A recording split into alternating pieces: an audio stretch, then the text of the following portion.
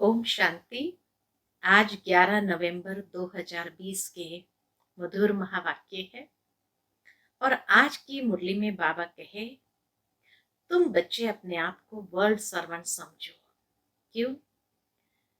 क्योंकि तभी बाबा कहे कोई भी प्रकार का देह अभिमान तुम में नहीं आएगा। देह अभिमान में लाने वाली बातें कौन सी है? तो बाबा कहे, जब तुम इस पुरानी दुनिया की नॉवेल्स आदि पढ़ते हो या कोई ऐसी वैसी फिल्में आदि देखते हो तो ये तुम्हें देह अभिमान में ले आते हैं। इसलिए बाबा कहे तुम बच्चों को सर्विस का बहुत शौक होना चाहिए। जितना दूसरों को समझाते जाएंगे माना हम अपने आप को भी समझाते जाते हैं। और बाबा कहे बड़े बड़े चित्रों पर समझाने का शौक रखो। अपने साथ ये लक्ष्मी नारायण का चित्र जरूर रखो। नशा रहे हम ही ये बनने वाले हैं। सुनते हैं बाबा के मधुर महावाक्य। ओम शांति। मीठे बच्चे, तुम अभी वर्ल्ड सर्वेंट हो। तुम्हें किसी भी बात में देह अभिमान नहीं आना चाहिए। प्रश्न है, कौन सी एक आदत ईश्वरीय कायदे के विरुद्ध है जिससे बहुत नुकसान होता है? उत्तर है, कोई भी फिल्मी कहानियां सुनना व पढ़ना, नॉवेल्स पढ़ना, यह आदत बिल्कुल बेकायदे है। यह आदत बिल्कुल बेकायदे है। इससे बहुत नुकसान होता है। बाबा की मना है। बच्चे, तुम्हें ऐसी कोई किताबें नहीं पढ़नी है। बाबा की श्रीमत नहीं है। अगर कोई बीके ऐसी पुस्तकें पढ़ता है तो तुम एक दो को सावधान करो। आज की मुरली का गीत है, मुखड़ा देख ले प्राणी जरा दर्पण में, कितने पाप है कितने पुण्य है। ओम शांति। मीठे मीठे रूहानी बच्चों प्रति रूहानी बाप कहते हैं, अपनी जांच करो कि याद की यात्रा से हम तमो प्रधान से सतो प्रधान तरफ कितना आगे बढ़े हैं। क्योंकि जितना जितना याद करेंगे उतना पाप कटते जाएंगे। अब ये अक्षर कहाँ कोई शास्त्र आदि में लिखे हुए हैं? क्योंकि जिसने धर्म स्थापन किया उसने जो समझाया उसके शास्त्र बने हुए हैं जो फिर बैठ पढ़ते हैं, पुस्तक की पूजा करते हैं। वो अपने पवित्र पुस्तक की पूजा करते हैं। अब यह भी समझने की बात है, जबकि यह लिखा हुआ है, देह सहित देह के सर्व संबंध छोड़ अपने को आत्मा समझो। बाप याद दिलाते हैं, तुम बच्चे पहले पहले अशरीरी आए थे, वहां तो पवित्र ही रहते हैं। परम धाम में तो सब पवित्र ही रहते हैं। मुक्ति जीवन मुक्ति में पतित आत्मा कोई जा नहीं सकती। वह है निराकारी निर्विकारी दुनिया। इसको कहा जाता है साकारी विकारी दुनिया। फिर सतयुग में यही निर्विकारी दुनिया बनती है। सतयुग में रहने वाले देवताओं की तो बहुत महिमा है। अब बच्चों को समझाया जाता है, अच्छी रीति धारण कर औरों को समझाओ। तुम आत्माएं जहां से आई हो पवित्र ही आई हो, फिर यहां आकर अपवित्र भी जरूर होना है। सतयुग को वाइसलेस वर्ल्ड, कलयुग को विशियस वर्ल्ड कहा जाता है। भिन्न भिन्न तरीके से बाबा चक्र की स्मृति हम बच्चों को दिलाते हैं ताकि हम बच्चे स्वदर्शन चक्रधारी बने। तो बाबा कहे, सतयुग को वाइसलेस वर्ल्ड, कलयुग को विशेष वर्ल्ड कहा जाता है। अब तुम पतित पावन बाप को याद करते हो कि हमको पावन वाइसलेस बनाने आप विशेष दुनिया, विशेष शरीर में आओ। बाप खुद बैठ समझाते हैं, ब्रह्मा के चित्र पर ही मूंझते हैं कि दादा को क्यों बिठाया है। ब्रह्मा बाबा के चित्र देखकर कहेंगे ये दादा को क्यों बिठाया है। समझाना चाहिए यह तो भागीरथ है। शिव भगवान वाच है, ये रथ मैंने लिया है क्योंकि मुझे प्रकृति का आधार जरूर चाहिए, नहीं तो मैं तुमको पतित से पावन कैसे बनाऊं। रोज पढ़ाना भी जरूरी है। बाबा को पतित से पावन बनाने लिए रोज पढ़ाना भी जरूर है। अब बाप तुम बच्चों को कहते हैं अपने को आत्मा समझ मामेकम याद करो। सभी आत्माओं को अपने बाप को याद करना है। कृष्ण को सभी आत्माओं का बाप नहीं कहेंगे, उनको तो अपना शरीर है। तो यह बाप बहुत सहज समझाते हैं। जब भी किसी को समझाओ तो बोलो बाप कहते हैं। बाबा कहे जब भी किसी को समझाओ तो बोलो बाप कहते हैं। तुम अशरीरी आए, अब अशरीरी बनकर जाना है। वहां से पवित्र आत्मा ही आती है। भल कल कोई आते तो भी पवित्र है। ऊपर से नीचे आई माना पवित्र है, तो उनकी महिमा जरूर होगी। सन्यासी, उदासी, गृहस्थी जिनका नाम होता है, ये जरूर उनका ये पहला जन्म है ना। वो पवित्र आत्मा ऊपर से आती है, भले वो सन्यासी बनती है, उदासी बनती है या कोई गृहस्थी बनती है, लेकिन उनका पहला जन्म बहुत सुंदर होता है, बहुत सुखदायी होता है। तो बाबा कहे जरूर उनका ये पहला जन्म है ना, उनको आना ही है धर्म स्थापन करने। जैसे बाबा गुरु नानक के लिए समझाते हैं, अब गुरु अक्षर भी कहना पड़ता है क्योंकि नानक नाम तो बहुतों का है ना। जब किसकी महिमा की जाती है तो उस मतलब से कहा जाता है, न कहे तो अच्छा नहीं।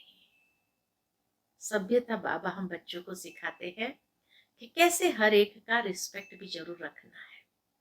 कि अगर गुरु नानक की बात करते हैं तो गुरु शब्द आगे जोड़ना पड़ता है, ये अच्छे मैनर्स है ना।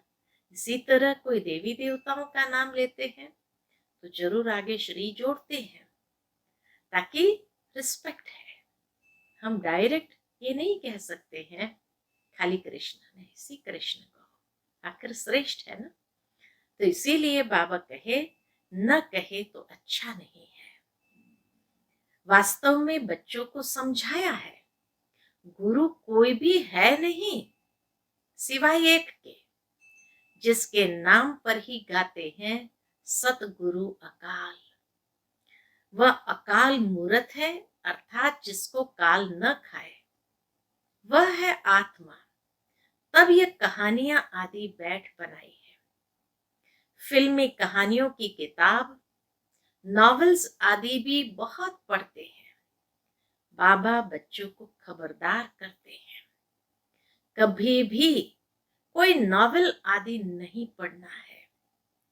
कोई कोई को आदत होती है, यहाँ तो तुम सौभाग्यशाली बनते हो। कोई बीके भी नॉवेल्स पढ़ते हैं, इसीलिए बाबा सब बच्चों को कहते हैं कभी भी किसको नॉवेल पढ़ता देखो तो झट उठाकर फाड़ दो, इसमें डरना नहीं है। हमको कोई श्राप न देवे, बाबा कहे हमको कोई श्राप न दे, वहां गुस्सा ना हो, ऐसी कोई बात नहीं।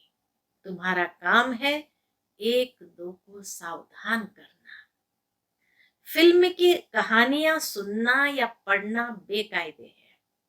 फिल्मों की कहानियां सुनना व पढ़ना बेकायदे है। बेकायदे कोई चलन है तो झट रिपोर्ट करनी चाहिए, नहीं तो सुधरेंगे कैसे? अपना नुकसान करते रहेंगे, खुद में ही योग बल नहीं होगा तो यहाँ क्या बैठ सिखलाएंगे? बाबा की मना है, बाबा की श्रीमत नहीं है।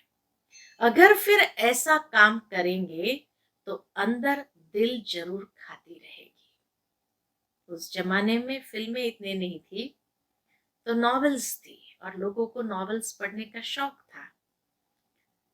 तो बाबा के बच्चे बनने के बाद बाबा कहे ऐसा जो वृत्तियों को खराब करे ऐसी नॉवेल्स नहीं पढ़नी चाहिए।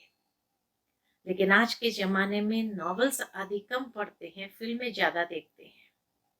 तो बाबा कहे तुम बच्चों को एकदम मना है, एकदम श्रीमत नहीं है कि तुम ऐसे कोई गंदी चीज देखो या पढ़ो।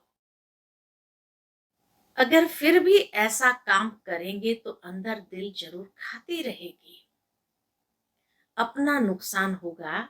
इसलिए कोई में भी कोई अवगुण देखते हो तो लिखना चाहिए। बाबा कहे ये भी एक कल्याण की भावना है, रिपोर्ट की भावना से नहीं, ईर्ष्या की भावना से नहीं, लेकिन कल्याण की भावना से उसको सुधारने लिए। अगर आपकी बात माने तो ठीक है, नहीं तो बाबा को रिपोर्ट करो। कोई बेकायदे चलन तो नहीं चलते, क्योंकि ब्राह्मण इस समय सर्वेंट है ना। बाबा भी कहते हैं बच्चे नमस्ते, अर्थ सहित समझाते हैं। बच्चियां पढ़ाने वाली जो है उनमें देह अभिमान नहीं आना चाहिए। टीचर भी स्टूडेंट का सर्वेंट होता है ना। गवर्नर आदि भी चिट्ठी लिखते हैं, नीचे सही करेंगे आई एम ओबीडियंट सर्वेंट, बिल्कुल सन्मुख नाम लिखेंगे। बाकी क्लर्क लिखेगा अपने हाथ से, कभी अपनी बड़ाई नहीं लिखेंगे। आजकल गुरु तो अपने आप को आपे ही श्री श्री लिख देते हैं। यहाँ भी कोई ऐसे हैं श्री फलाना लिख देते हैं, वास्तव में ऐसे भी लिखना नहीं चाहिए। बाबा कहे इस दुनिया में श्री अर्थात श्रेष्ठ तो कोई है ही नहीं, तो ऐसा लिखना नहीं चाहिए। न फीमेल श्रीमती लिख सकती है। श्रीमत तब मिले जब श्री श्री स्वयं आकर मत देवे। तुम समझा सकते हो कि जरूर कोई की मत से यह देवता बने हैं ना।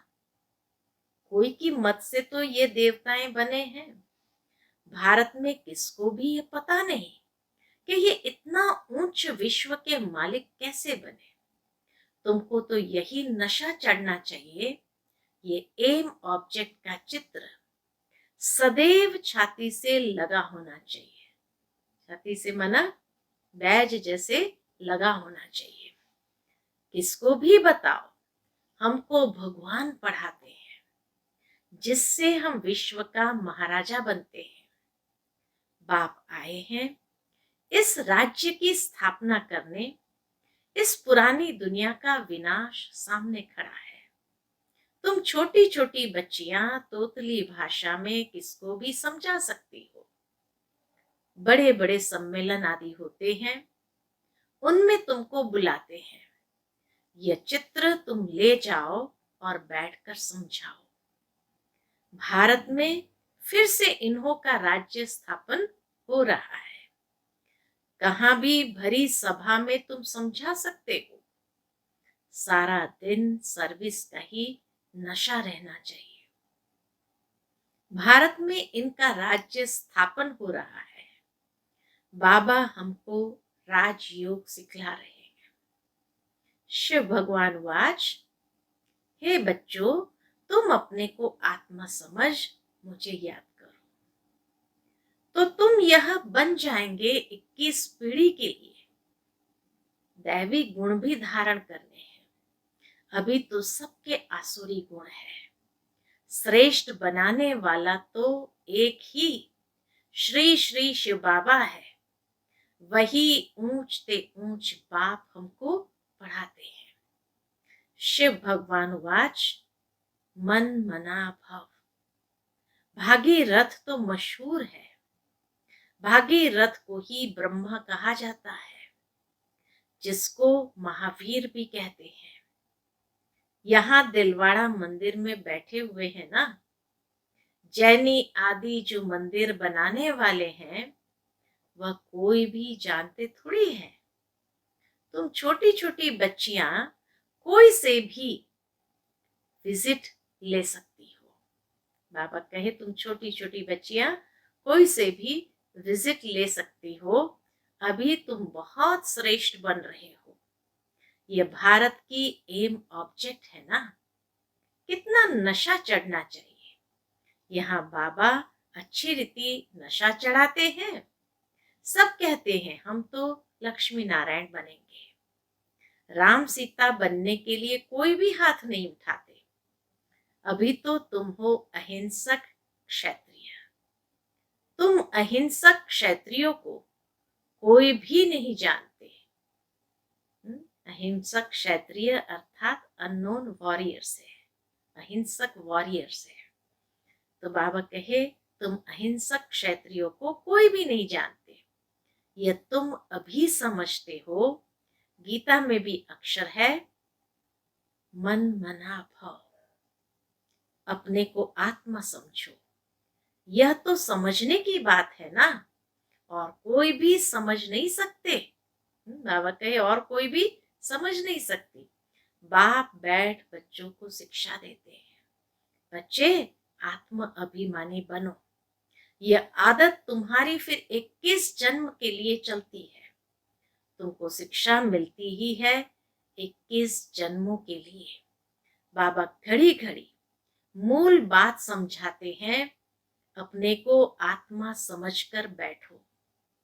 परमात्मा बाप हम आत्माओं को बैठ समझाते हैं।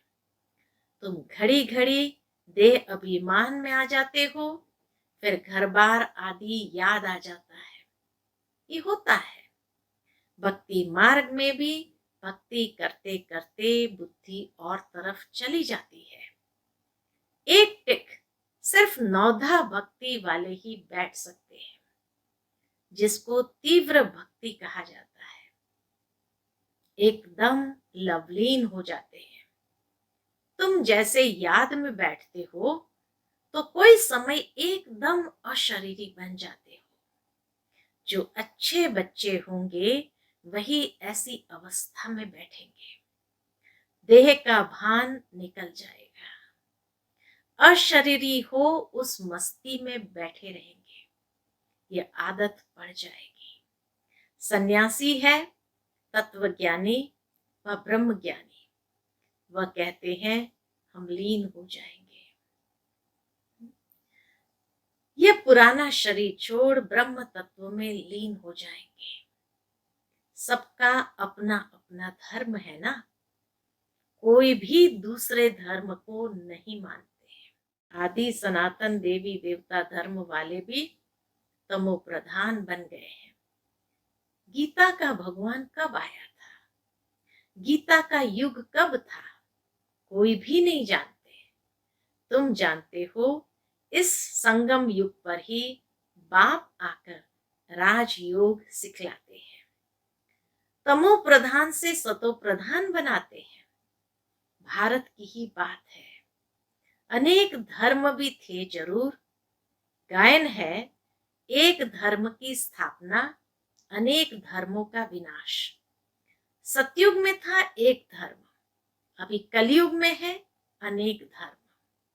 फिर एक धर्म की स्थापना होती है। एक धर्म था, अभी नहीं है, बाकी सब खड़े हैं। बड़ के झाड़ का मिसाल भी बिल्कुल ठीक है। फाउंडेशन है नहीं, बाकी सारा झाड़ खड़ा है। वैसे इसमें भी देवी देवता धर्म है नहीं। बाबा कहे इस कल्प वृक्ष में भी देवी देवता धर्म है नहीं। आदि सनातन देवी देवता धर्म जो तना था वह अब प्राय लोप हो गया है। फिर से बाप स्थापना करते हैं। बाकी इतने सब धर्म तो पीछे आए हैं, फिर चक्र को रिपीट जरूर करना है। अर्थात पुरानी दुनिया से फिर नई दुनिया होनी है। नई दुनिया में इन्हों का राज्य था। तुम्हारे पास बड़े चित्र भी है, छोटे भी है। बड़ी चीज होगी तो देखकर पूछेंगे ये क्या उठाया है। बोलो हमने वह चीज उठाई है जिससे मनुष्य बेगर टू प्रिंस बन जाए। बड़े बड़े चित्र उठाओ, अगर कोई पूछे ये क्या उठाया है तो बोलो हमने वह चीज उठाई है जिससे मनुष्य बेगर टू प्रिंस बन जाए। दिल में बड़ा उमंग, बड़ी खुशी रहनी चाहिए। दिल में बड़ा उमंग, बड़ी खुशी रहनी चाहिए। हम आत्माएं भगवान के बच्चे हैं। आत्माओं को भगवान पढ़ाते हैं।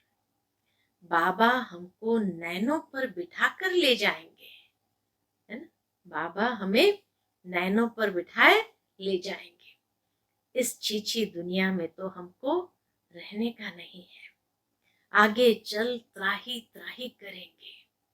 बात मत पूछो, करोड़ों मनुष्य मरते हैं। यह तो तुम बच्चों की बुद्धि में है। हम इन आंखों से जो देखते हैं यह कुछ भी रहना नहीं है। यहाँ तो मनुष्य है कांटों मिसल, सतयुग है फूलों का बगीचा। फिर हमारे नैन ही ठंडे हो जाएंगे। सतयुग में चले जाएंगे तो बाबा कहे हमारे नैन ठंडे अर्थात शीतल हो जाएंगे। बगीचे में जाने से नैन ठंडे शीतल हो जाते हैं ना। तो तुम अभी पद्मा पदम भाग्यशाली बन रहे हो। ब्राह्मण जो बनते हैं उनके पांव में कदम। बाबा कहे ब्राह्मण जो बनते हैं उनके पांव में पदम है। तुम बच्चों को समझाना चाहिए हम यह राज्य स्थापन कर रहे हैं, इसलिए बाबा ने बैज बनवाए हैं। सफेद साड़ी पहनी हुई हो, बैज लगा हो, इससे स्वतः सेवा होती रहेगी। मनुष्य गाते हैं आत्मा परमात्मा अलग रहे बहुकाल। सुंदर मेला तब लगा जब सतगुरु मिला दलाल। परंतु बहुकाल का अर्थ भी कोई समझते नहीं है।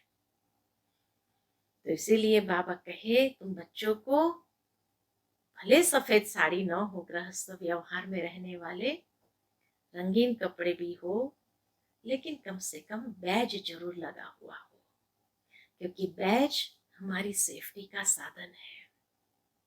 जब बैज लगा हुआ होगा तो जैसे एक कवच हमने अपने ऊपर पहन रखा है। तो इसीलिए बाबा कहे कपड़े पर बैज जरूर होना चाहिए। ये बाबा की श्रीमत है और इस श्रीमत को हमें जरूर धारण करना है, क्योंकि बाबा की छत्र छाया में सुरक्षित हम है। आज की दुनिया चारों ओर बहुत छीछी है, गंदी है। ऐसी दुनिया में रहते हैं तो नेचुरल है असुरक्षित अपने आप को महसूस करते हैं। लेकिन बैज रहने से ऐसा महसूस होगा कि जैसे बाबा हमारे साथ है। इसलिए बाबा कहे कि सफेद साड़ी पड़ी हो लेकिन बैज जरूर लगा हुआ हो, उससे सेवा भी होती रहेगी, हमारी सुरक्षा भी बनी रहेगी। तो ये श्रीमत को जरूर हमें धारण करना ही है, ठीक है ना। फिर बाबा कहे मनुष्य गाते हैं आत्मा परमात्मा अलग रहे बहुकाल, सुंदर मेला तब लगा जब सतगुरु मिला दलाल। परंतु बहुकाल का अर्थ कोई भी समझते नहीं है। तुमको बाप ने बताया है कि बहुकाल अर्थात 5000 वर्ष के बाद तुम बच्चे बाप से मिलते हो। तुम यह भी जानते हो कि इस सृष्टि में सबसे नामी ग्रामी है राधे कृष्ण। यह सत्युग के फर्स्ट प्रिंस प्रिंसेस है। किसकी कभी किसके ख्याल में भी नहीं आएगा, बाबा कहे, कभी किसके ख्याल में भी नहीं आएगा कि यह कहां से आए। सतयुग के आगे जरूर कलयुग होगा। उन्होंने क्या कर्म किए जो विश्व के मालिक बने। भारतवासी कोई इन्हों को विश्व का मालिक नहीं समझते हैं। इनका जब राज्य था तो भारत में और कोई धर्म नहीं था। अभी तुम बच्चे जानते हो, बाप हमको राजयोग सिखा रहे हैं। हमारी एम ऑब्जेक्ट यह है। बल मंदिरों में इन्हों के चित्र आदि है, परंतु यह थोड़ी समझते हैं कि इस समय यह स्थापना हो रही है। तुम्हारे में भी नंबरवार समझते हैं। कोई तो बिल्कुल ही भूल जाते हैं। चलन ऐसी होती जैसे पहले थी। यहां समझते हैं। बाबा कहे, यहां समझते तो बहुत अच्छा है, यहां से बाहर निकले खलास। सर्विस का शौक रहना चाहिए। सबको यह पैगाम देने की युक्ति रचे। मेहनत करनी है। नशे से बताना चाहिए। शिव बाबा कहते हैं, मुझे याद करो तो पाप मिट जाएंगे। हम एक शिव बाबा के सिवाय और किसको याद नहीं करते हैं। अच्छा, मीठे मीठे सिकीलदे बच्चों प्रति माता पिता बाप दादा का याद प्यार और गुड मॉर्निंग। रूहानी बाप की रूहानी बच्चों को नमस्ते। हम सब रूहानी बच्चों की रूहानी माता पिता बाप दादा को याद प्यार, गुड मॉर्निंग, नमस्ते नमस्ते। शुक्रिया बाबा, शुक्रिया। आज की मुरली से धारणा के लिए मुख्य सार है। पहली पॉइंट, एम ऑब्जेक्ट का चित्र सदा साथ रखना है। नशा रहे कि अभी हम श्रीमत पर विश्व का मालिक बन रहे हैं। हम ऐसे फूलों के बगीचे में जाते हैं जहां हमारे नैन ही शीतल हो जाएंगे। दूसरी पॉइंट, सर्विस का बहुत बहुत शौक रखना है। बड़े दिल व उमंग से बड़े बड़े चित्रों पर सर्विस करनी है। बेगर टू प्रिंस बनाना है। आज का बाबा का मधुर वरदान है, यज्ञ सेवा द्वारा सर्व प्राप्तियों का प्रसाद प्राप्त करने वाले ऑल राउंड सेवाधारी भव। यज्ञ सेवा द्वारा सर्व प्राप्तियों का प्रसाद प्राप्त करने वाले ऑल राउंड सेवाधारी भव। इतनी सुंदर बात है। यज्ञ सेवा से ही हमें सर्व प्राप्तियों का प्रसाद मिलता है। संगम युग पर ऑलराउंड सेवा का चांस मिलना, यह भी ड्रामा में एक लिफ्ट है। जो प्यार से यज्ञ की ऑलराउंड सेवा करते हैं, उन्हें सर्व प्राप्तियों का प्रसाद स्वतः प्राप्त हो जाता है। वे निर्विघ्न रहते हैं। एक बारी सेवा की और 1000 बार सेवा का फल प्राप्त हो गया। सदा स्थूल सूक्ष्म लंगर लगा रहे। किसी को भी संतुष्ट करना, ये सबसे बड़ी सेवा है। मेहमान निवाजी करना, ये सबसे बड़ा भाग्य है। आज का स्लोगन है, स्वमान में स्थित रहो तो अनेक प्रकार के अभिमान स्वतः समाप्त हो जाएंगे। स्वमान में स्थित रहो तो अनेक प्रकार के अभिमान स्वतः समाप्त हो जाएंगे। अच्छा, ओम शांति।